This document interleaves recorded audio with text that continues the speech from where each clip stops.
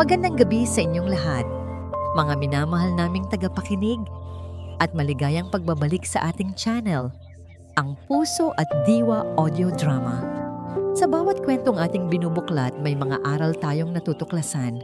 Ngayong gabi, samahan ninyo kaming pumasok sa isang mansyon na binalot ng karangyaan. Ngunit sa loob nito ay may mga luhang itinatago at mga pusong nasasaktan. Ito ay isang salaysay tungkol sa pag-ibig ng isang ama, sa kasakiman ng mga taong pinagkakatiwalaan, at sa katotohanang ang tunay na kayamanan ay hindi nasusukat sa salapi, kundi sa pag-aalaga at proteksyon na ibinibigay natin sa ating pamilya. Handa na ba kayong makinig? Ito ang unang kabanata ng Ang Muog na Gawa sa Pag-ibig. Malamig ang marmol na sahig ng banyo sa Villa Amihan. Para kay Tala, ang lamig na yon ay gumagapang mula sa kanyang mga tuhod, paakyat sa kanyang nanlalambot na mga braso hanggang sa kanyang munting puso. Hawak niya ang isang basahan na mas malaki pa sa kanyang palad. Paulit-ulit niya itong kinukuskos sa sahig. Pilit na tinatanggal ang mantsang tanging ang kanyang tita, Amara lang ang nakakakita. "Bilisan ninyo!" Ang malamig na boses ni Amara ay tumama sa pader na parang latigo. "Hindi kayo mga prinsesa rito. Hanggat wala ang ama ninyo, ako ang masusunod. Kung hindi pa yan kumikinang pagkagising ko bukas, sa sahig na ito, kayo matutulog." Isang maliit na hikbi ang kumawala mula sa kanyang tabi. Si Diwa, ang kanyang kakambal, ay napaupo na sa sahig. Ang maliliit nitong kamay ay namumula at nanginginig. Ang bula mula sa sabon ay pumasok sa mga munting gasgas sa balat nito at ang hapdi ay hindi na niya makayanan. "Masakit, ate," bulong ni Diwa habang sunod-sunod na pumatak ang kanyang mga luha sa ibabaw ng bula. Agad na lumapit si Tala. Binitawan niya ang sariling basahan at niyakap ang kapatid. Sa edad na 8, natutunan na niyang maging malakas para sa kanilang dalawa. "Shh! Tahan na, Diwa!" bulong niya pabalik habang hinahawi ang buhok na dumidikit sa basang pisngi nito. "Isipin mo na lang, naglalaro tayo. Tayo yung mga diwata na naglilinis ng palasyo para sa pagdating ng hari. Pero ang tagal ni Papa, ang tagal ng hari." Sagot ni Diwa, ang boses ay halos mawala na sa pag-iyak. Tumingin si Tala sa malawak na banyo. Ang liwanag mula sa isang maliit na ilaw ay nagbibigay anino sa kanilang mga pagod na katawan. Ang amoy ng sabon at panlinis ay nakakasulasok. Wala kahit isang bakas ng pagmamahal sa lugar na ito. Babalik siya, pagtitiyak ni Tala. Kahit sa sarili niya ay hindi na siya sigurado. At pagbalik niya, yayakapin niya tayo ng mahigpit. Sasabihin niya, "Tama na mga prinsesa ko, ako na ang bahala." At hindi na niya tayo iiwan ulit. Sinubukan nilang magpatuloy, ngunit ang pagod ay tuluyan ng bumigay sa kanilang mga munting katawan. Si Diwa ang unang nakatulog. Ang ulo niya ay sumandal sa balikat ni Tala. Hindi nagtagal. Sumunod na rin si Tala. Ang pisngi niya ay nakapatong sa ulo ng kapatid. Ang kanilang mga katawan ay nakasandal sa malamig na pader, katabi ng isang timba na puno ng maruming tubig at bula. Sa gitna ng katahimikan ng gabi, ang tanging maririnig na lang ay ang mahinang paghinga ng dalawang batang natutulog sa gitna ng kanilang pagdurusa. Ngunit ang katahimikan ay biglang nabasag. Isang malakas na klik ang umalingaw-ngaw mula sa ibaba. Ang tunog ng pagbukas ng malaking pinto ng mansyon. Sinundan ito ng mahihinang mga yabag na papalapit, papalakas. Isang matangkad na anino ang tumama sa pasukan ng banyo. Si Kaylan Solimara ay nakatayo roon. Ang kanyang muka ay nagpapakita ng pagod mula sa isang mahabang biyahe. Ang plano niya ay sorpresahin ang kanyang mga anak. Umuwi ng mas maaga mula sa kanyang business trip sa ibang bansa. Ngunit siya ang nasorpresa. Ang kanyang mga mata ay nanlaki habang pinoproseso ang tanawin sa kanyang harapan. Ang kanyang dalawang prinsesa, ang kanyang Tala at Diwa. Natutulog sa sahig ng banyo, basang-basa, napapalibutan ng mga panlinis. Ang hawak niyang leather briefcase ay bumagsak mula sa kanyang kamay. Clag! Ang tunog ay umalingaw-ngaw sa buong Villa Amihan. Isang matinis na sigaw sa gitna ng nakabibinging katahimikan. At para kay Kaylan, ang tunog na yon ay ang pagsisimula ng isang bagyo na matagal nang namumuo sa loob ng kanyang sariling tahanan. Ang isang sorpresang puno sana ng saya ay naging isang bangungot. Sa pagbagsak ng maletang yon, gumuho rin ang tiwalang ibinigay ni Kaylan. Ngayon, haharapin niya ang unang ahas na nagtago sa ilalim ng kanyang bubong. Sa loob ng ilang segundo, tila huminto ang mundo ni Kaylan. Ang kanyang isip ay tumangging tanggapin ang nakikita ng kanyang mga mata. Para siyang nanonood ng isang pelikula kung saan ang kanyang mga pinakamamahal na yaman ay nasa gitna ng isang kalunos-lunos na eksena. Ngunit ang amoy ng kemikal na panlinis at ang malamig na hangin mula sa sahig ay humila sa kanya pabalik sa katotohanan. Hindi ito pelikula, ito ang kanyang tahanan. At ang mga batang iyon ay ang kanyang mga anak. Ang pagod sa kanyang katawan ay napalitan ng isang apoy na nagsimulang mag-alab mula sa kaibuturan ng kanyang kaluluwa. Bawat hibla ng kanyang pagkatao ay sumisigaw ng galit. Dahan-dahan, halos walang ingay, lumuhod siya. Maingat niyang hinaplos ang pisngi ni Tala. Inaalis ang ilang hibla ng buhok na basa at dumikit doon. Pagkatapos ay ang pisngi ni Diwa. Mainit ang mga ito. May lagnat ba sila? Ang kanyang puso ay tila pinipiga. Doon niya napansin ang kanilang mga kamay. Pula, magaspang, at may mga munting sugat. Isang ungol ang kumawala sa kanyang lalamunan. Isang tunog ng nasasaktang hayop na handang pumatay para sa kanyang mga supling. Maingat niyang binuhat ang dalawang anak ng sabay. Magaan, masyadong magaan. Ang mga ulo nila ay sumandal sa kanyang dibdib. Ang kanilang paghinga ay marahan at pagod. Sa bawat hakbang niya palabas ng banyo, lalong bumibigat ang kanyang nararamdaman at lalong umiinit ang kanyang galit. Pagdating niya sa pasilyo, bumukas ang pinto sa kabilang silid. Si Amara, nakasuot ng isang mamahaling sutlang roba, ay lumabas na may ekspresyon ng pagkainis. Kaylan, anong ingay yon? Bakit ang aga mo? Natigil siya nang makita ang dalawang bata sa bisig ni Kaylan. Ang pagkainis sa kanyang mukha ay napalitan ng panandaliang gulat bago ito naging isang malamig na maskara. Amara, ang boses ni Kaylan ay dumagundong sa katahimikan ng Villa Amihan. Hindi ito tanong, isa itong akusasyon. Anong ibig sabihin nito? Hinaan mo ang boses mo, baka magising sila. Walang kabuluhang sagot ni Amara na parang pinapagalitan ang isang katulong. Nagdidisiplina lang ako. Kailangan nilang matuto ng responsibilidad. Responsibilidad? Halos pabulong na sabi ni Kaylan. Ngunit ang bagsik sa kanyang boses ay mas nakakatakot kaysa sa isang sigaw. Itinaas niya ang kamay ng isa sa mga bata para makita ni Amara. Responsibilidad ba ang tawag mo sa mga sugat na ito? Sa pagpapatulog sa mga bata sa sahig ng banyo? Masyado mong binibaby ang mga yan, Kaylan. Kaya lumalaki silang walang alam.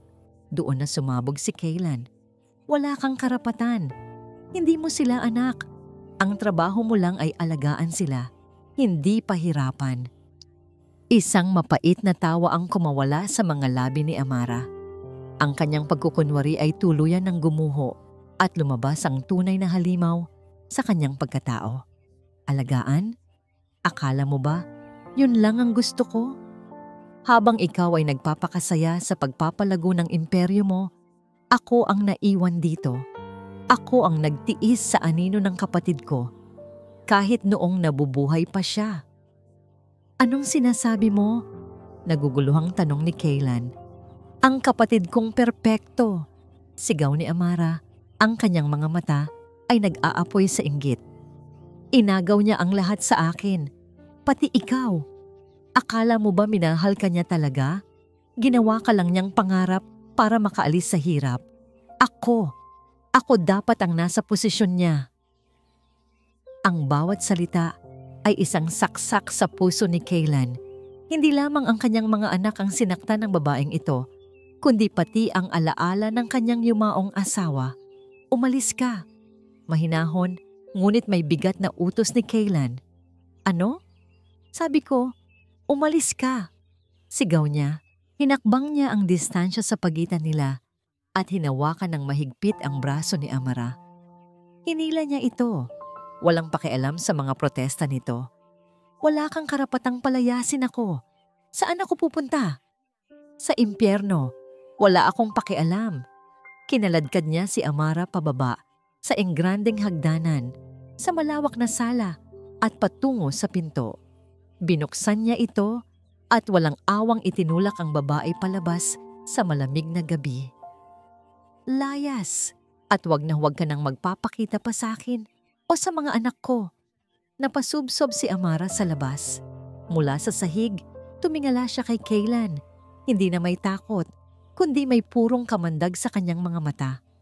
Akala mo ba tapos na to? Tapos na to. Nanunuyang sigaw niya. Hindi mo alam kung ano ang sinisimulan mo, Kaylan.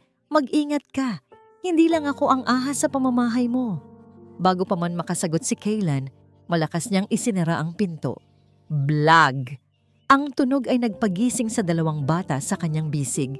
Nakatayo si Kaylan sa gitna ng kanyang marangyang sala. Yakap ang kanyang mga nanginginig na anak, habang ang mga salita ni Amara ay umuukil-kil sa kanyang isipan na parang lason. Hindi lang ako ang ahas sa pamamahay mo. Ang lason ay kumalat na.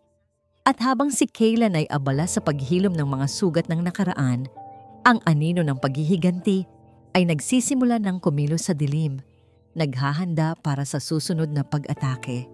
Kinabukasan, sinubukan ni Kaylan na ibalik ang nawalang normalidad sa Villa Amihan. Para sa kanya, nagsimula iyon sa kusina. Sa unang pagkakataon sa loob ng maraming taon, siya mismo ang nagtangkang maghanda ng almusal para sa kanyang mga anak. Ang amoy ng bahagyang nasunog na pancake ay pumuno sa hangin. Napakamot siya sa ulo habang tinitingnan ang kanyang nilikha. Isang makapangyarihang CEO na kayang magpatakbo ng isang multimilyong pisong kumpanya, ngunit hindi makapagluto ng matinong almusal. Isang mapait na ngangiti ang gumuhit sa kanyang mga labi. Papa? Napalingon siya at nakita si Natala at Diwa na nakatayo sa may pintuan ng kusina. Suot ang kanilang mga pajama.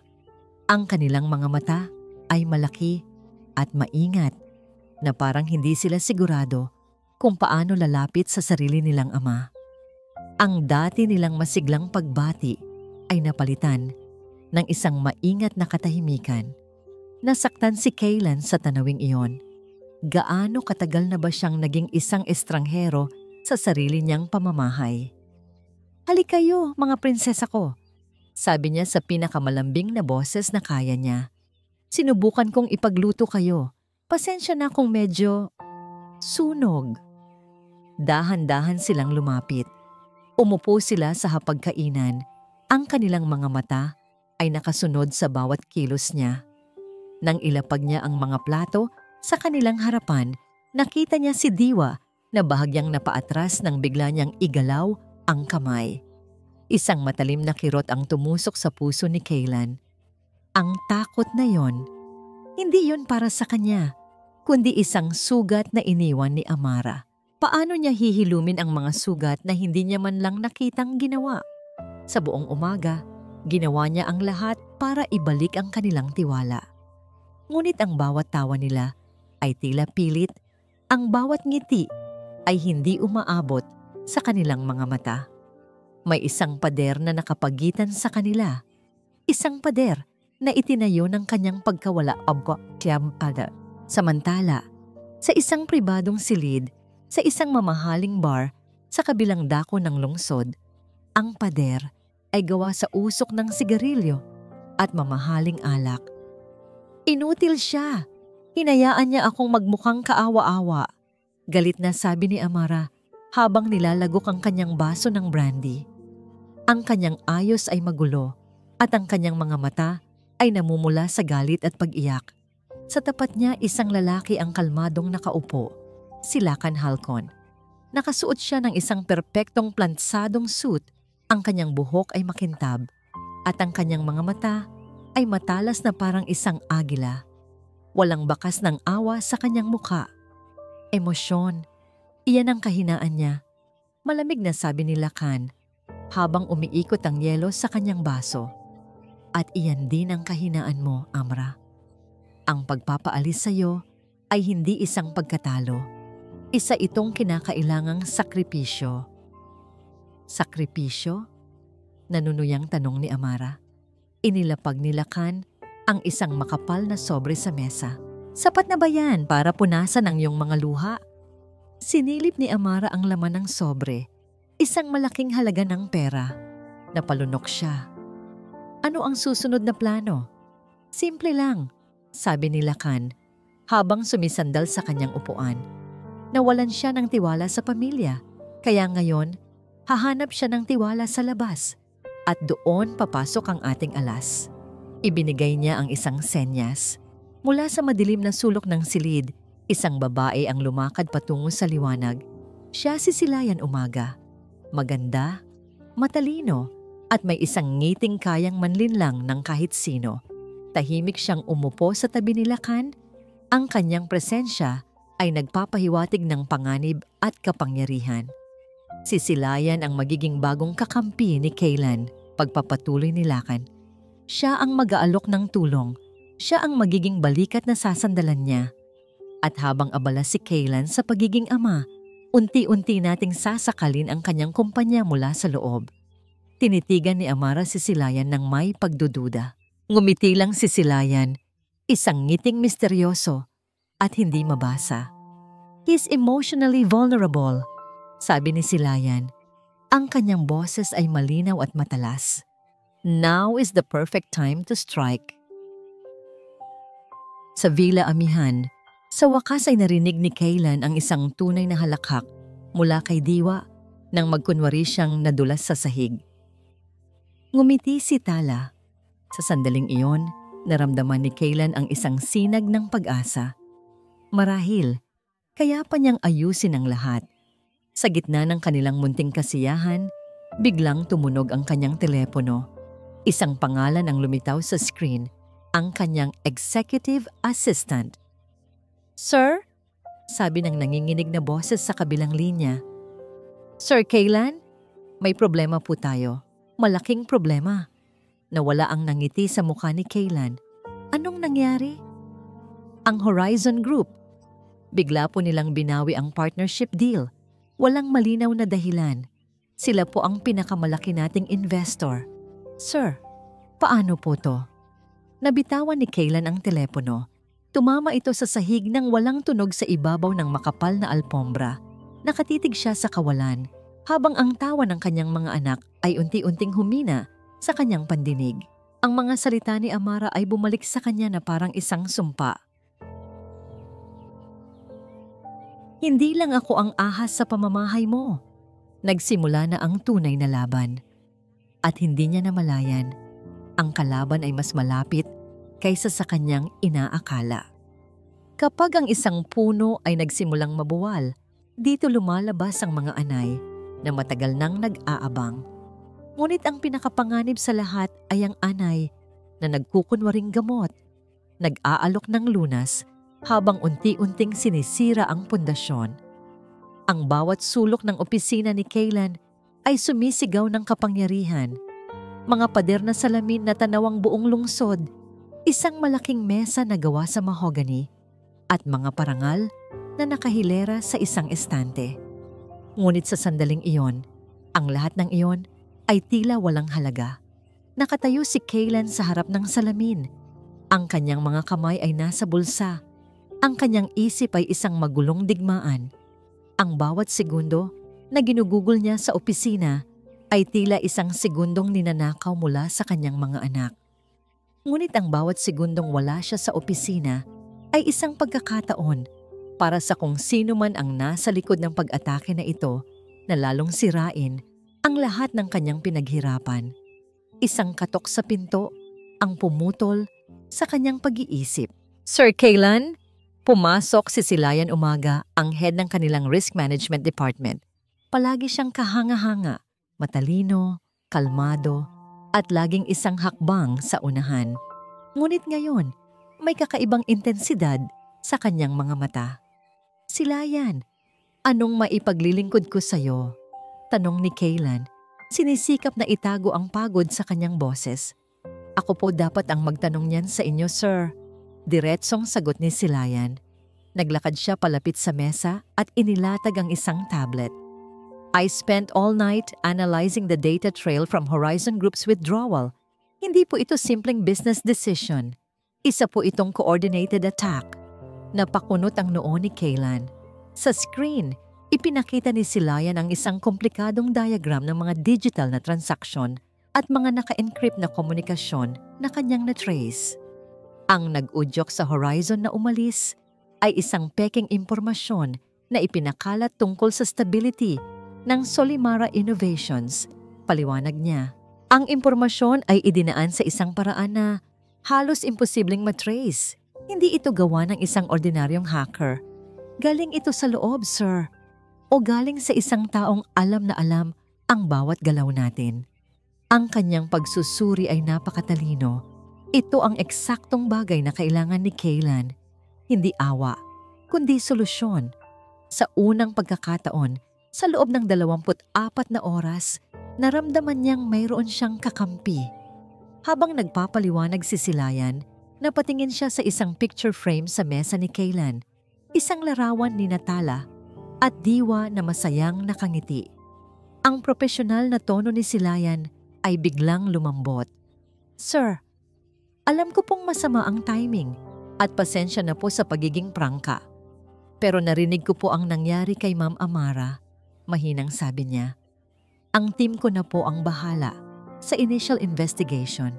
Siguro po, mas mabuting umuwi muna kayo sa mga anak ninyo. Sila po ang mas nangangailangan sa inyo ngayon. Natigilan si Kaylan. Hindi niya inaasahan ang ganoong pag-unawa. Sa gitna ng krisis sa kumpanya, may isang taong nagpapaalala sa kanya kung ano talaga ang mahalaga. Bigla, ang bigat sa kanyang dibdib ay bahagyang gumaan. Salamat, Silayan, sabi niya. At sa unang pagkakataon, naging totoo ang kanyang boses, walang bahid ng isang CEO. Hindi mo alam kung gaano kahalaga para sa akin na marinig yan. Pakiramdam ko, nabigo ako bilang ama. Nakinig si Silayan ng may buong atensyon. Ang kanyang mga mata ay nagpakita ng malalim na pakikiramay, isang perpektong pagganap. Bago umalis si Kaylan, may kinuha si Silayan mula sa kanyang bag. Isang eleganteng itim na pluma na may nakaukit na SI. Sir, isang maliit na bagay lang po. Sabi niya, iniabot ang pluma kay Kaylan. Nabili ko po to noong nakaraang linggo para sa anibersaryo ng kumpanya. Pero hindi ko na ibigay. Siguro ngayon ang tamang panahon. Kinuha ni Kaylan ang pluma. Salamat. Ngumiti si Silayan. Isang matamis at mapagkakatiwalaang nangiti. Para sa mga bagong simula, sir. Umalis si Kaylan sa opisina na may bagong pag-asa. Mayroon siyang isang matalinong kakampi na tutulong sa kanya na mahanap ang traidor. Makakabawi siya para sa kanyang kumpanya, para sa kanyang mga anak. Naiwan si Silayan na mag-isa sa malawak na opisina. Ang matamis niyang nangiti ay dahan-dahang naglaho, napalitan ng isang malamig at kalkuladong ekspresyon. Lumakad siya patungo sa salaming pader, tinanaw ang abalang lungsod sa ibaba. Kinuha niya ang kanyang telepono at nag-type ng isang maikling mensahe sa isang numerong hindi nakasave sa kanyang contacts. Nasa kamay ko na siya. Pinindot niya ang send at binura ang mensahe. Ang pluma na ibinigay niya kay Kaylan ay may nakatagong high-frequency audio recorder. Ang bawat salita, bawat bulong, bawat plano ni Kaylan Solimara ay nasa kanyang mga kamay na rin. Ang tagapagligtas ay isa palang espiya. Ang mga alaala ay parang mga lumang litrato. May mga larawang nagbibigay liwanag at nagpapangiti sa atin. Ngunit meron ding mga larawang nagtatago ng madilim na sikreto, mga damdaming matagal nang Ibinaon sa limot, naghihintay lang ng tamang pagkakataon upang muling mabuhay at manakit. Sinubukan ni Kaylan na gugulin ang mga sumunod na araw sa loob ng Villa Amihan. Sa tulong ni Silayan na tila maaasahan sa opisina, nagkaroon siya ng pagkakataong huminga at tumutok sa paghilom ng kanyang pamilya. Isang hapon, habang natutulog ang kambal, napagdesisyonan niyang tuluyan ng burahin ang lahat ng bakas ni Amara sa pamamahay. Pumasok siya sa dating silid nito, dala ang ilang malalaking kahon. Ang silid ay malinis at walang laman, maliban sa ilang personal na gamit na naiwan sa isang aparador. Habang inililigpit niya ang mga damit at libro, may nahulog mula sa pinakailalim ng aparador, isang maliit, maalikabok na kahon na gawa sa kahoy. Dinala ito ng kuryosidad. Umupo siya sa sahig at binuksan ang kahon. Sa loob, naroon ang mga lumang sulat, ilang palamuti, at isang koleksyon ng mga litrato. Karamihan ay mga larawan ni Amara noong kabataan niya. Ngunit isang litrato ang kumuha ng kanyang atensyon. Isang larawan nilang tatlo. Kuha maraming taon na ang nakalipas. Siya, nakatayo sa gitna. Sa kanyang kanan ay ang kanyang magandang asawa, si Liana, na nakangiti ng buong pagmamahal. At sa kanyang kaliwa ay si Amara, mas bata, mas payat, na may isang pilit na ngiti sa labi. Noong una, tila isa lang itong ordinaryong lumang litrato. Ngunit habang tinititigan niya ito ng matagal, may napansin si Kaylan. Ang mga mata. Ang mga mata ni Amara ay hindi nakatingin sa kamera. Nakatitig ang mga ito sa kanya. At sa mga matang yon, wala ang saya ng isang kapatid, kundi ang lungkot at inggit ng isang taong laging nasa anino. Isang alaala ang biglang bumalik sa isipan ni Kaylan. Ang araw ng kasal nila ni Liana. Masaya ang lahat, isang perpektong araw. Ngunit naaalala niya ngayon, sa isang sulok ng reception, nakita niya si Amara, mag-isang umiiyak. Nang tanungin niya ito, sinabi nitong tears of joy lang daw. Naniwala siya. Ngayon, napagtanto niyang kasinungalingan pala iyon. Ang galit ni Amara ay hindi lang tungkol sa pera o posisyon, mas malalim. Personal ito. Isang sugat na matagal na niyang dinadala. At ang kanyang mga anak, ang mga anak ni Liana, ang naging paraan niya para manakit. Papa, ano yan? Naputo lang kanyang pag-iisip. Si Tala at Diwa ay gising na at nakatayo sa may pinto. Lumapit sila at sumilip sa litratong hawak niya. Si Mama, mahinang sabi ni Tala. Hinaplos ang larawan ng kanilang ina. Ngunit si Diwa ay nakatitig sa mukha ni Amara. Kumunot ang munting noo nito. Ayoko kay Tita Amara, Papa. Inosenteng sabi ni Diwa. Lagi niya tinitingnan si Mama na parang galit. Kahit sa mga picture, parang kidlat na tumama kay Kaylan ang mga salitang iyon. Isang bata.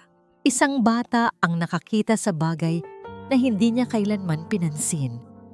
Ang lahat ng piraso ay nagkabit-kabit. Ang mga sigaw ni Amara noong gabing pinalayas niya ito, ang mga tingin, ang mga pilit na ngiti. Ang lahat ay may ibig sabihin. Niyakap niya ang kanyang mga anak. Ang pag-atake sa kanyang kumpanya at ang pagpapahirap sa kanyang mga anak ay hindi magkahiwalay na pangyayari. Magkaugnay ang mga ito. Ang galit ni Amara ay may kasabot. Bumalik siya sa kanyang opisina sa loob ng bahay.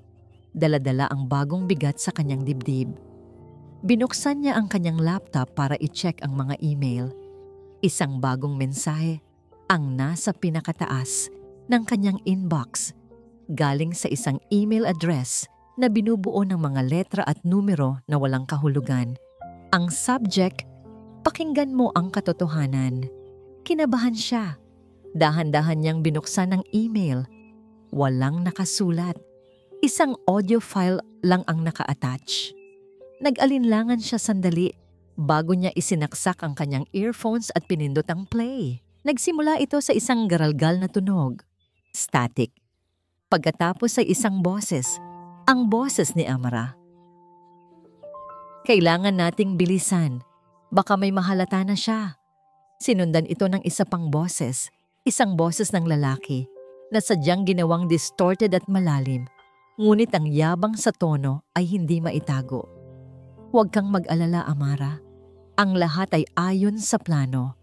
Unti-unti nating sisirain ang lahat ng mahalaga sa kanya mula sa kumpanya hanggang sa mga anak niya. Wawasakin natin ang Solimara mula sa loob. Natigilan si Kaylan. Nanigas ang kanyang mga kamay sa ibabaw ng laptop. Kinumpirma ng audio file ang kanyang pinakamasamang hinala. May kasabwat si Amara at ang kanilang plano ay mas demonyo pa kaysa sa kanyang inaakala. Sa isang masalimuot na laro ng paghihiganti, ang pinakamabisang patibong ay hindi gawa sa bakal, kundi sa tiwala. At ang pain na inihagis sa isang amang desperado ay ang pangako ng hustisya para sa kanyang mga anak, Ilayan Umaga. Nakaupo si Silayan sa tapat ni Kaylan Solimara sa loob ng madilim na opisina nito. Ang tanging liwanag ay nagmumula sa monitor ng laptop sa pagitan nila. Sa screen, sunod-sunod na tumatakbo ang mga linya ng code. Isang perpektong palabas na siya mismo ang lumikha. Sa paningin ni Kaylan, ito ay isang hacker na sinusubukang pasukin ang isang sistema. Sa katotohanan, isa lang itong pre-recorded na video. Ang kanyang muka ay nagpapakita ng seryosong konsentrasyon, ang kanyang mga daliri ay mabilis na nagtatype sa keyboard.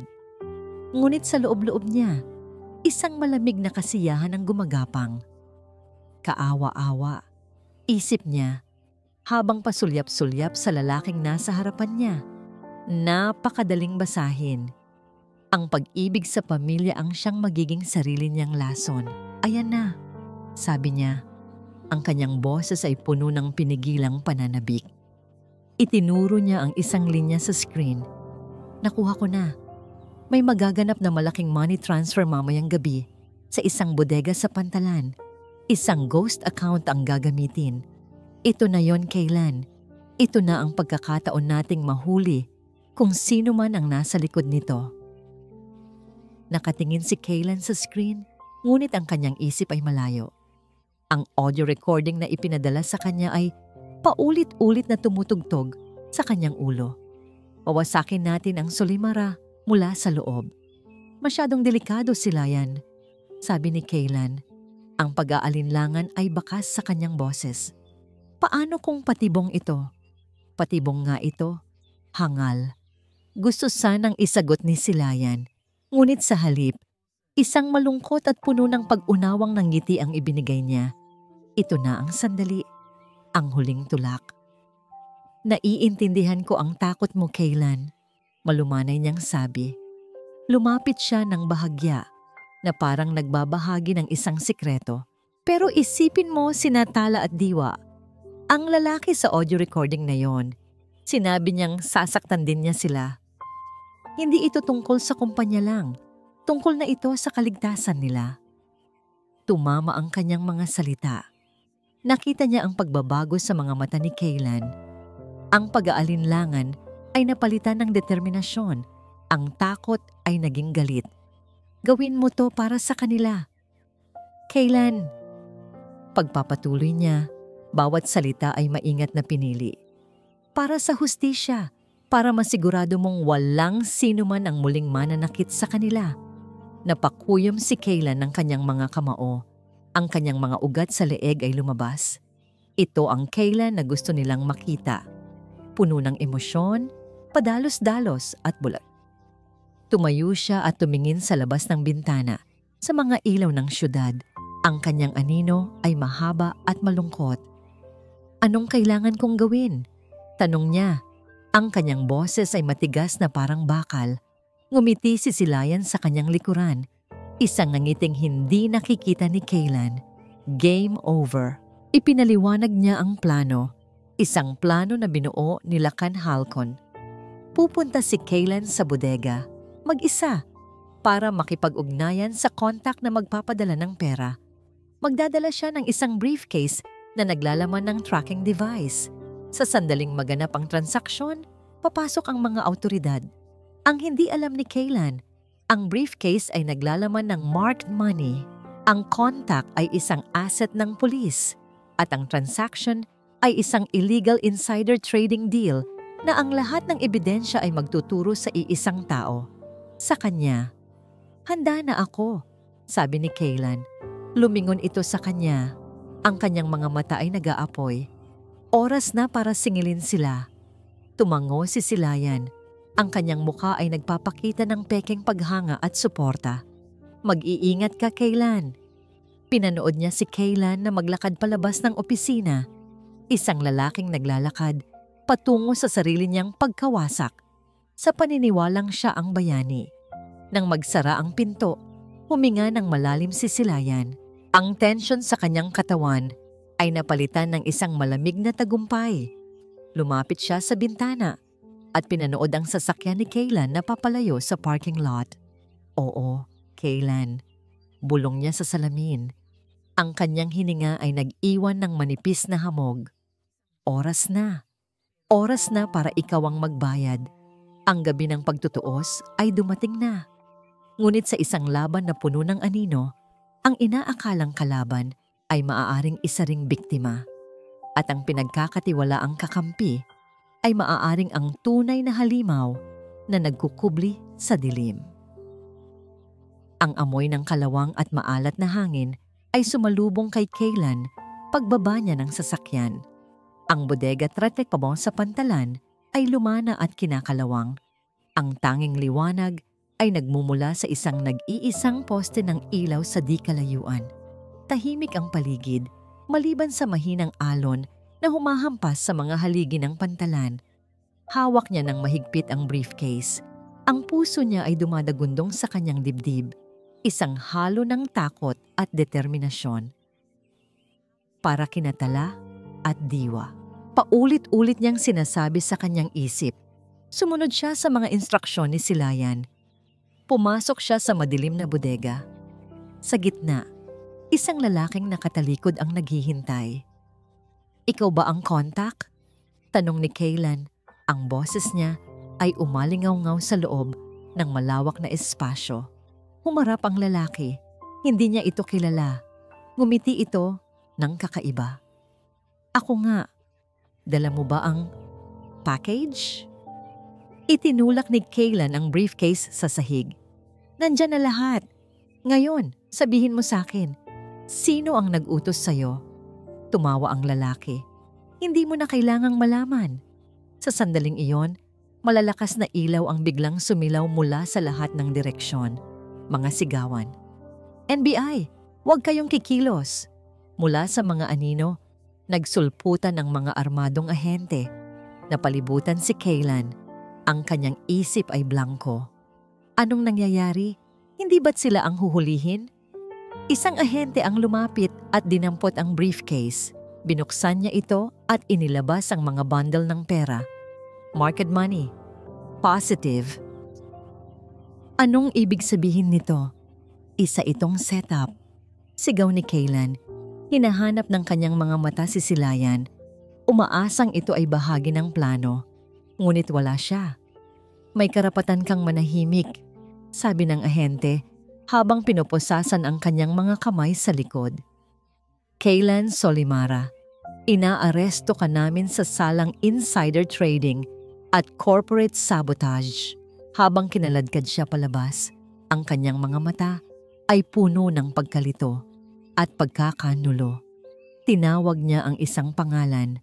Sa gitna ng kaguluhan, isang pangalang puno ng desperasyon.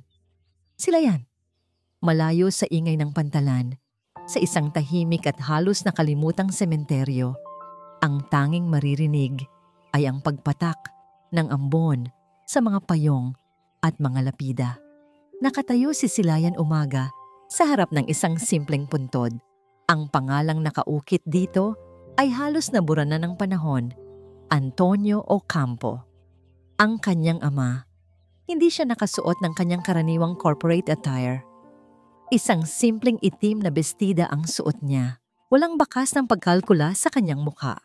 Ang naroon lang ay isang malalim at matagal nang dinadalang kalungkutan. Hinaplos niya ang malamig na marmol. Malapit na itay. Bulong niya sa hangin. Ang kanyang boses ay nanginginig, hindi dahil sa lamig, kundi dahil sa bigat ng damdamin. Sinimulan ko na. Ang dalawang lalaking sumira sa'yo. Sa pamilya natin, pareho silang magbabayad. Sa kanyang isipan, bumalik ang isang masakit na alaala. Siya, isang bata pa, nagtatago sa ilalim ng mesa habang ang kanyang ama ay nagmamakaawa. Sa harapan nito ay dalawang mas batang bersyon nina Kaylan Solimara at Lakan Halcon, mga kasosyo pa noon, na walang awang inaalis ang kanyang ama mula sa kumpanyang sabay-sabay nilang itinayo. Kinuha nila ang lahat. Iniwan nila ang kanyang ama na wasak at walang-wala. Biglang nag-vibrate ang kanyang telepono. Isang pangalan ang lumitaw sa screen, Lakan Halcon. Sinagot niya ito. Nasaan ka? Galit na tanong ni Lakan sa kabilang linya. Dapat ay nagdiriwang na tayo. Bagsak na si Kaylan. Talaga ba, Lakan? Sagot ni Silayan. Ang kanyang boses ay malamig na parang yelo. Sa tingin mo ba, para sa'yo ang lahat ng ito? Anong ibig mong sabihin? Ang ebidensya laban kay Kaylan ay nakatanim sa isang server. Isang server na nakapangalan sa isa sa mga shell corporations mo. Paliwanag ni Silayan habang ang ulan ay nagsimulang lumakas. At ang audio recording ng pag-uusap ninyo ni Amara, ipinadala ko na rin yon sa NBI. Natahimik si Lakan sa kabilang linya. Ang pagkalito ay napalitan ng pangingilabot. Bakit Silayan o? Silayan, bakit? Hindi mo naaalala si Antonio Ocampo, hindi ba? Sabi ni Silayan, may pait sa kanyang boses. Ang taong tinapakan ninyo ni Kaylan para marating kung nasaan kayo ngayon. Anak niya ako. Isang nakabibinging katahimikan. Tapos na ako sa'yo, Lakan, sabi ni Silayan. Ang bawat salita ay may bigat ng maraming taon ng paghihintay. Ngayon, kayo naman ni Kaylan ang magbabayad. Bago pa man makasagot si Lakan, ibinaba na niya ang tawag. Kinuha niya ang SIM card mula sa kanyang telepono. Binali ito sa dalawa at hinayaan itong mahulog sa basang damuhan. Nakatayo siyang mag-isa sa gitna ng ulan. Isang anino ng paghihiganti na sa wakas ay natupad na ang unang yugto ng kanyang madilim na misyon. Sa pinakamadilim na selda ng pagkakanulo at kawalan ng pag-asa, ang tanging rehas na mas matibay pa sa bakal ay ang pader ng pagsisisi. Ngunit minsan, ang isang munting tinig mula sa labas ang siyang may kakayahang wasakin ang lahat ng pader na ito at magbigay ng liwanag. Ang interrogation room ay malamig at walang kulay. Ang tanging tunog ay ang mahinang ugong ng aircon at ang mabagal na pag-ikot ng mga kamay ng orasan sa pader. Para kay Kaylan, ang bawat pag-ikot ay isang paalala ng mga segundong ninanakaw mula sa kanya. Mula sa kanyang mga anak, nakatungo siya. Ang kanyang mga siko ay nakapatong sa mesang metal. Ang kanyang mukha ay nakasubsob sa kanyang mga kamay. Paulit-ulit na naglalaro sa kanyang isipan ang mga pangyayari. Ang pag-aresto, ang mga kamera, ang ngiti sa mukha ng lalaki sa bodega. At higit sa lahat, ang pagkakanulo ni Silayan. Paano siya naging ganito kahangal? Paano siya naging ganito kabulag? Ang pagtitiwalang ibinigay niya ay ginamit na panali sa kanyang leeg. Mr. Solimara, sabi ng ahente sa tapat niya, mas makakabuti kung makikipagtulungan ka na. Ang lahat ng ebidensya ay tumuturo sa'yo. Hindi sumagot si Kaylan. Ano pa ang sasabihin niya? Anong depensa ang mayroon siya laban sa isang perpektong patibong? Pakiramdam niya ay nalulunod siya, walang makapitan. Ang kanyang imperyo, ang kanyang pangalan, ang kanyang kinabukasan, lahat ay gumuho sa isang gabi. May karapatan ka sa isang tawag, sabi ng ahente. Itinutulak ang isang lumang telepono palapit sa kanya. Isang tawag. Sino ang tatawagan niya? Ang kanyang high-profile na abogado. Ang kanyang board of directors. Ang mga taong yon ay titingnan lamang siya bilang isang liability, isang problema na kailangang ayusin o itapon. Sa gitna ng kanyang pag-iisip, dalawang maliliit na mukha ang lumitaw sa kanyang isipan, sina Tala at Diwa. Ano na kaya ang nangyayari sa kanila? Sino ang kasama nila? Alam na ba nila? Ang isiping nag-iisa sila at natatakot ay mas masakit pa kaysa sa posas sa kanyang mga kamay. Kinuha niya ang telepono. Hindi ang numero ng kanyang abogado ang tinipa niya. Ang numero ng kanilang landline sa Villa Amihan. Nagring ito ng ilang beses. Bawat ring ay tila isang martilyo sa kanyang dibdib. Sa wakas, may sumagot. Ang boses ng kanilang matagal ng kasambahay, si Yaya Elma. "Hello?" Nanginginig na sabi ni Yaya Elma. "Yaya, si Kaylan to," sabi niya. Sinisikap na patatagin ang kanyang boses. "Kamusta sila? Kamusta ang mga bata?" Narinig niya ang isang hikbi sa kabilang linya. "Sir, nakita po namin sa balita." "Sir, totoo po ba?" Pumikit ng mariin si Kaylan. "Yaya, pakiusap. Pwede ko ba silang makausap?" Ilang sandali ng katahimikan. Pagkatapos ay isang munting boses. "Papa?" Ang boses ni Tala. Ang puso ni Kaylan ay tila madudurog. "Prinsesa ko," sabi niya. Ang kanyang boses ay basag na. "Papa ito." "Papa, nasaan ka?" Sabi ni Yaya. "May masamang nangyari. Uwi ka na po." Natatakot po si Diwa. Narinig niya ang boses ni Diwa sa background umiiyak. "Papa, Papa." "Makinig kayo," sabi ni Kaylan. Pinipigilan ang sariling luha. "Huwag kayong matakot, okay? Si Papa ay malakas at babalik ako. Pangako yan." "Talaga po, Papa?" tanong ni Tala. May bahid ng pag-asa sa boses nito. "Oo, anak. Pangako. Magpakabait kayo kay Yaya Elma. At mahal na mahal ko kayo. Huwag ninyong kakalimutan yan, kahit anong mangyari. Mahal ka rin po namin, Papa. Uwi ka na po agad." Ibinaba ang telepono. Nakatitig si Kaylan sa kawalan. Ang tawag na yon, ang mga boses ng kanyang mga anak, ay hindi nagpagaan ng kanyang sitwasyon. Sa halip, nagsilbi itong gasolina. Ang apoy, na akala niya'y namatay na sa loob niya, ay muling nagliyab. Mas mainit at mas matindi kaysa dati. Hindi na ito tungkol sa kumpanya. Hindi na ito tungkol sa pangalan niya. Tungkol na ito sa isang pangako. Ang pangako ng isang ama sa kanyang 2 anak na babae. Itinaas niya ang kanyang ulo at tinitigan ng ahente sa tapat niya. Ang desperasyon sa kanyang mga mata ay nawala na. Napalitan ito ng isang bagay na mas matatag, mas mapanganib. Ang determinasyon ng isang taong wala nang maaaring iwalan at gagawin ang lahat para mabawi ang lahat. Bumukas ang pinto ng interrogation room. Pumasok ang isang lalaking nakasuit, ang kanyang abogado. "May isang taong lumapit sa amin, Kaylan," sabi ng abogado.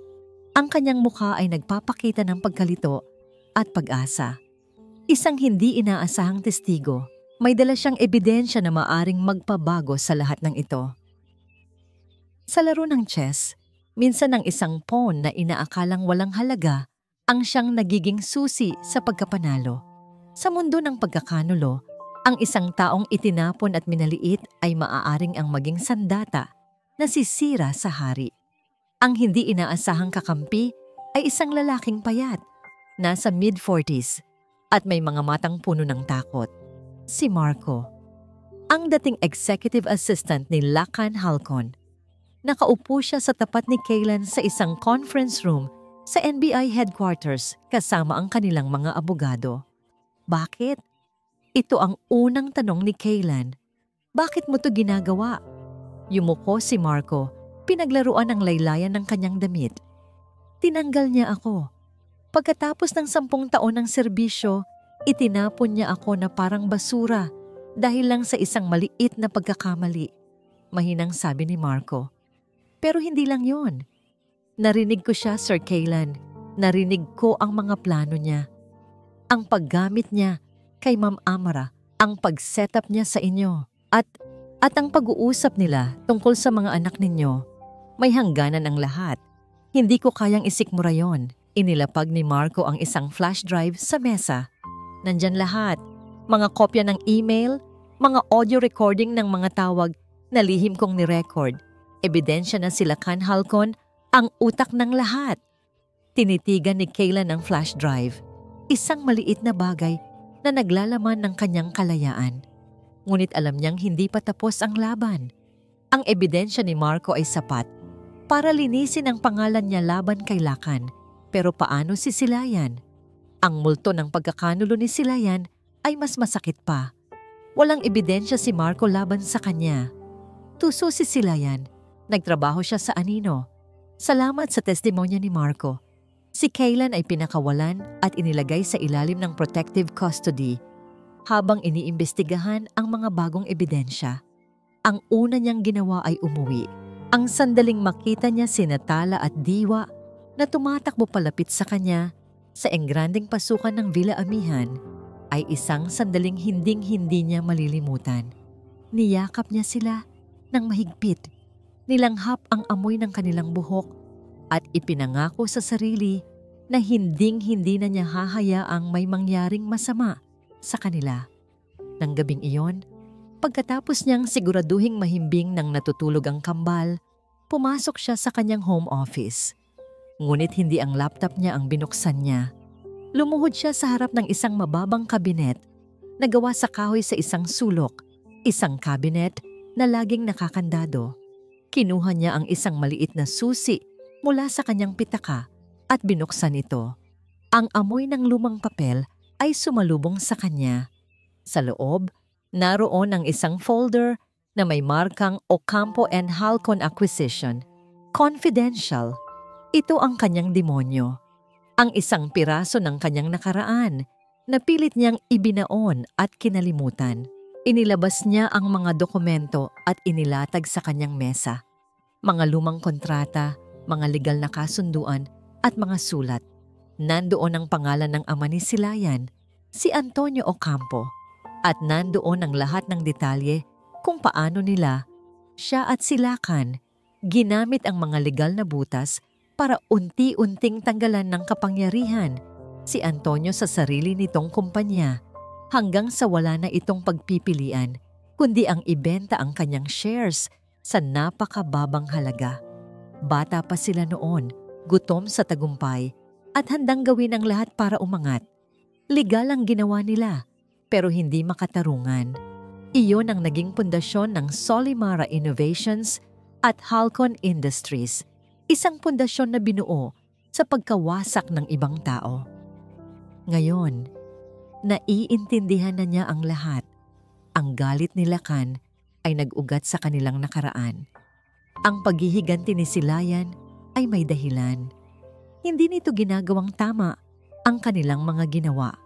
Pero ngayon, nakikita na niya ang buong larawan. Isang malamig na determinasyon ang pumuno sa kanya. Hindi na siya tatakbo mula sa mga multo ng kanyang nakaraan. Haharapin niya ito. Kinuha niya ang kanyang telepono at tinawagan ang isang numero. Ang numero ni Lakan Halcon. Sumagot ito sa unang ring. Ang boses ay puno ng pagtataka at galit. Paano? Huwag ka nang magtanong, putol ni Kaylan. Ang kanyang boses ay kalmado ngunit may bigat. Alam ko na ang lahat. Alam ko ang ginawa mo kay Marco. Alam ko ang lahat ng plano mo. Narinig niya ang isang matalim na paghinga sa kabilang linya. Magkita tayo, sabi ni Kaylan. Sa dati nating opisina, sa lugar kung saan nagsimula ang lahat ng ito. Oras na para tapusin to. May mga lugar na nagiging saksi sa simula at katapusan ng mga kwento. Sa isang lumang opisina na puno ng alikabok at alaala, tatlong kaluluwang sinira ng nakaraan ang maghaharap-harap, hindi para magpatawad, kundi para sa huling pagtutuos. Ang luma nilang opisina ay nasa taas ng isang halos abandonadong gusali sa Binondo. Ang amoy ng alikabok at nabubulok na kahoy ay hindi nagbago. Dito nagsimula ang lahat. Tatlong ambisyosong magkakaibigan na may isang pangarap. Ngayon, isa itong libingan ng mga nasirang pangako at pagkakaibigan. Nauna si Kaylan. Dala niya ang folder ng Ocampo and Halcon acquisition. Hindi nagtagal. Bumukas ang pinto at pumasok si Lakan Halcon. Ang kanyang dating yabang ay napalitan ng isang mapanganib na galit. Para siyang isang hayop na nasukol. "Tapang mo rin, Solimara," sabi ni Lakan habang lumalakad paikot sa silid. "Pagkatapos mong pakawalan ng aso mong si Marco, ikaw pa ang may ganang maghamon." "Hindi ako naparito para makipag-away, Lakan," kalmadong sagot ni Kaylan. "Naparito ako para tapusin na to." Tumawa si Lakan. "Tapusin? Nagsisimula pa lang ako. Aagawin ko sa iyo ang lahat tulad ng ginawa mo sa pamilya ko." "Ang ginawa ko sa pamilya mo?" tanongin ni Kaylan. Ang kanyang boses ay may bahid ng pagsisisi. "Walang araw na hindi ko pinagsisihan ang nangyari sa ama mo, Lakan. Isa iyong business deal na naging masama. Pero hindi ko ginusto ang sinapit niya." "Huwag kang magmalinis," sigaw ni Lakan. "Ginamit mo ang sitwasyon para makuha ang lahat." Habang sila'y nagtatalo, isang boses ang pumutol sa kanilang pagitan. "Pareho lang kayo." Sabay silang napalingon sa may pinto. Nakatayo roon si Silayan Umaga. Payapa ang kanyang mukha, ngunit ang kanyang mga mata ay malamig na parang yelo. "Silayan," sabi ni Kaylan. Siya ang nagpadala ng mensahe para papuntahin ito. Umaasang mahaharap niya ang lahat ng sabay-sabay. "Sorpresa ba?" tanong ni Silayan. Dahan-dahang lumakad papasok. Tumingin siya kay Lakan. Pagkatapos ay kay Kaylan. Ang isa, ginamit ang trahedya ng pamilya niya para maging sakim. Ang isa naman, ginamit ang trahedya ng iba para umangat. Wala kayong pinagkaiba. Inilapag ni Kaylan ang folder sa ibabaw ng lumang mesa. "Tama ka, Silayan. Nagkamali ako. Pareho kaming nagkamali noon. Nabulag kami sa ambisyon at ang pamilya mo ang naging biktima." Kinuha ni Silayan ang folder. Binuklat niya ito. Ang kanyang mga mata ay mabilis na binabasa ang mga dokumentong matagal na niyang hinahanap. "Ang lahat ng ito, para sa papel?" tanong ni Lakan kay Silayan, hindi makapaniwala. "Akala ko kakampi kita." Ngumisi si Silayan. "Ang kaaway ng kaaway ko ay pansamantala ko lang gagamitin. Hindi ako kakampi ng kahit sino, lalo na sa mga taong tulad ninyo." Itinaas niya ang kanyang tingin mula sa mga dokumento. "Pare-pareho lang kayong sakim sa kapangyarihan. Karapat-dapat lang kayong mawala." Ang tensyon sa silid ay halos hinihiwa ng kutsilyo. 3 tao, 3 magkakaibang bersyon ng sakit at paghihiganti, lahat ay nasa iisang lugar. Ang nakaraan ay nailatag na.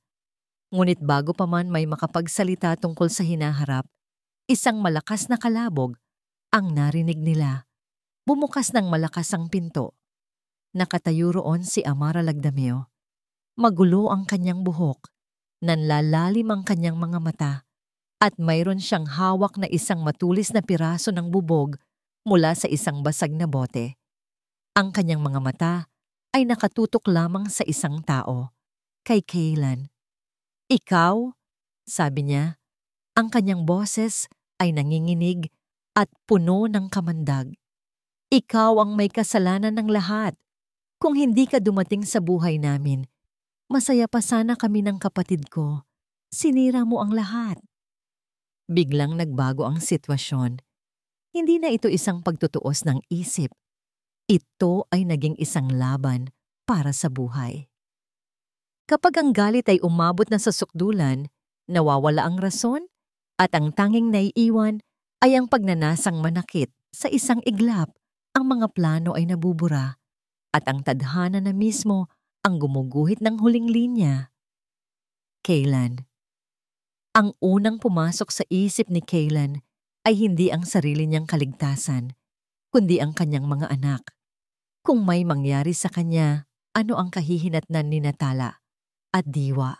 Ang takot na yon ay mas matalim pa kaysa sa bubog na hawak ni Amara. Amara, ibaba mo yan, sabi niya. Sinisikap na panatilihing kalmado ang kanyang boses habang dahan-dahang umaatras. Mag-usap tayo. Wala na tayong pag-uusapan. Sigaw ni Amara. Ang kanyang mga mata ay nanlilisik, nawawala sa katinuan. Kinuha mo na ang lahat sa akin. Ngayon, babawiin ko ang buhay mo. Sumugod si Amara. Mabilis ang kilos niya, dala ng purong desperasyon. Lakan. Nakatayo si Lakan sa gilid, paralisado sa gulat. Hindi ito bahagi ng plano niya. Ang gulo, ang karahasan.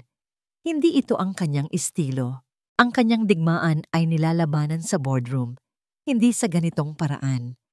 Ngunit nang makita niyang susugurin ni Amara si Kaylan, isang bagay ang pumasok sa isip niya. Kung masasaksak si Kaylan, siya ang isusunod na sisihin. Saksi siya. Komplisado siya. Kailangang may gawin siya. Silayan. Nanatiling hindi kumikilos si Silayan malapit sa pinto. Malamig niyang pinanood ang lahat na parang isang manonood sa isang dula. Ang gulo sa harapan niya ay ang perpektong katapusan ng kanyang kwento. Ang mga taong sumira sa kanyang ama ay ngayon sinisira ang isa't isa. Hindi niya kailangang dumihan ang kanyang mga kamay. Sila-sila mismo ang gagawa nito para sa kanya. Ito ang hustisya. Isang tadhana na sila mismo ang lumikha. Kaylan. Inihanda ni Kaylan ang sarili para sa pag-atake. Ngunit bago pa man makalapit si Amara, isang anino ang dumaan sa kanyang gilid. Tumabi ka, Solimara. Sigaw ni Lakan. Itinulak ni Lakan si Kaylan ng malakas, ngunit hindi para iligtas siya. Ang kilos na yon ay para ilayo ang sarili sa kapahamakan. Sa kanyang pagtulak, nawalan siya ng balanse at napaharap siya mismo sa sumusugod na si Amara. Nangyari ang lahat sa isang iglap. Hindi inaasahan ni Amara ang biglang pagbabago. Sa halip na si Kaylan, si Lakan ang nasalubong ng kanyang galit. Isang sigaw ng sakit ang pumuno sa silid. Hindi galing kay Lakan, galing kay Amara. Sa kaguluhan, ang kamay ni Amara, na may hawak na bubog, ay naipit sa pagitan ng kanyang katawan at nang sumasalpok na si Lakan. Ang matulis na bubog, na para sana kay Kaylan, ay tumusok ng malalim sa sarili niyang tagiliran. Nabitawan niya ang bubog. Nanlaki ang kanyang mga mata sa gulat at sakit. Dugo. Ang sarili niyang dugo. Dahan-dahan siyang napaluhod, hawak ang kanyang sugat. Sa sandaling iyon, bumukas ng malakas ang pinto. NBI! Freeze! Nagsipasukan ang mga ahente, mga baril ay nakatutok. Ang buong gusali ay napalibutan na pala. Bago pa man pumunta doon, tumawag na si Kaylan sa NBI. Ibinigay ang lokasyon. Sinabing naroon ang taong nag-frame up sa kanya. Inaasahan niya ang isang komprontasyon, pero hindi ang ganitong kadugong katapusan. Dinampot ng mga ahente si Lakan Halcon na natigilan sa takot. Inasikaso naman ng mga mediko si Amara. Sa gitna ng kaguluhan, si Kaylan at si Layan ay nagkatitigan. Siya ang sanhi ng lahat ay malinis. Walang direktang ebidensya laban sa kanya. Ang plano niya ay perpekto. Habang isinasakay si Amara sa stretcher at pinupusasan si Lakan, lumapit si Kaylan kay si Layan. Ang ingay sa paligid nila ay tila nawala. Ngayon na nakuha mo na ang gusto mo, mahinang tanong ni Kaylan. Hindi galit, kundi may bahid ng lungkot. Masaya ka na ba?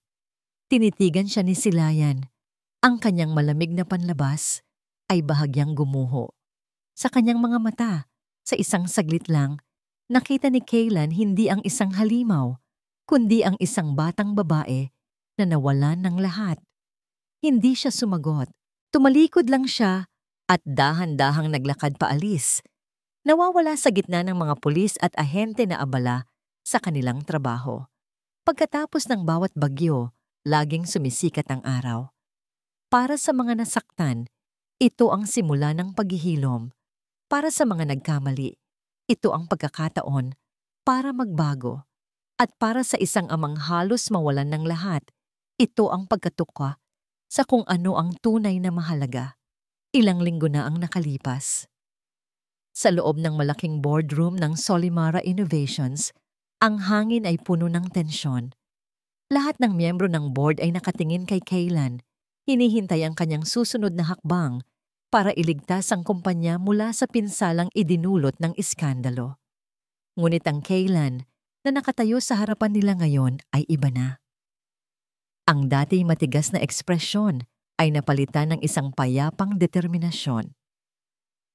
Mga Ginoo, simula niya, ang kanyang boses ay kalmado. Nagdesisyon na ako. Ibenta ang 30% ng aking shares. Gamitin ang pondo para i-stabilize ang kumpanya at i-promote si Mr. De Leon bilang bagong CEO. Isang bulungan ng gulat ang kumalat sa silid. Pero Kaylan, protesta ng isang matandang miyembro, ikaw ang Solimara Innovations. Ngumiti si Kaylan, isang tunay na ngiti. Hindi na. Ang Solimara Innovations ay isang kumpanya. Matatag ito at makakabangon. Ngunit ang pundasyon ko, ang muog ko, ay wala na sa mga gusaling ito. Nasa tahanan ko na. Si Lakan Halcon ay nahaharap sa maraming kaso, mula corporate sabotage hanggang obstruction of justice. Si Amara naman ay nasa isang mental health facility, ginagamot para sa kanyang malalim na galit at trauma. Si Silayan, naglaho na parang bula. Walang nakakaalam kung nasaan siya. Isang araw, habang nasa kanyang home office si Kaylan, isang simpleng sulat ang dumating para sa kanya. Walang pangalan ang nagpadala. Sa loob, wala itong sulat. Isang bagay lang ang laman, isang tuyong dahon. Alam ni Kaylan kung kanino ito galing. Hindi ito isang paghingi ng tawad. Isa itong pagtatapos. Isang tahimik na pagsasara sa isang kabanatang puno ng sakit at paghihiganti. Tinitigan niya ang dahon sandali. Pagkatapos ay itinabi ito. Tapos na. Ang Villa Amihan ay hindi na isang malamig na mansyon. Napuno na ito ng init at halakhak. Ang mga pader na dating saksi sa mga luha ay ngayon saksi na sa mga laro at masasayang kwentuhan. Sa paglubog ng araw, nasa hardin si Kaylan kasama si Natala at Diwa. Magkakasama silang nagtatanim ng isang maliit na puno ng nara. Ang kanilang mga kamay ay puno ng lupa. Ang kanilang mga damit ay may bahid ng putik. At ang kanilang mga mukha ay puno ng saya. Papa, lalaki po ba to agad? Tanong ni Tala habang dinidiligan ng puno. Hindi agad, anak. Sagot ni Kaylan. Ginugulo ang buhok nito. Kailangan nating itong alagaan, araw-araw. Diligan. Siguraduhing may sikat ng araw. At habang lumalaki kayo, lalaki rin siya kasama ninyo. Wow! Sabi ni Diwa. Ang kanyang mga mata ay kumikinang. Magiging kasing laki niyo po siya, Papa? Tumawa si Kaylan. Mas malaki pa. Magbibigay ito ng lilim at magiging tahanan ng mga ibon. Magiging malakas ito. Niyakap niya ang kanyang dalawang anak, isa sa bawat braso. Tumingin sila sa ginintuang kulay ng papalubog na araw. Ang dating CEO na handang isakripisyo ang lahat para sa kanyang imperyo ay wala na. Ang natira ay isang ama, isang hari sa kanyang sariling munting kaharian. Nahanap na niya ang kanyang tunay na yaman. Hindi ito nakalista sa stock market at hindi ito masusukat sa pera. Ito ay ang dalawang maliliit na pusong tumitibok kasabay ng kanya. Ito ang kanyang muog, ang kanyang tunay na kuta. At ito ay gawa sa purong pag-ibig. At dito po nagtatapos ang kwento nila, Kaylan, Tala at Diwa sa ang muog na gawa sa pag-ibig. Isang paglalakbay na nagturo sa atin na ang pinakamatibay na muog ay hindi ang mga gusali o kayamanan, kundi ang pamilyang pinoprotektahan at inaaruga ng tunay na pagmamahal. Taos puso po akong nagpapasalamat sa inyong walang sawang pagsubaybay sa bawat kabanata ng kanilang buhay. Naway may mga aral kayong napulot at damdaming tumatak sa inyong mga puso.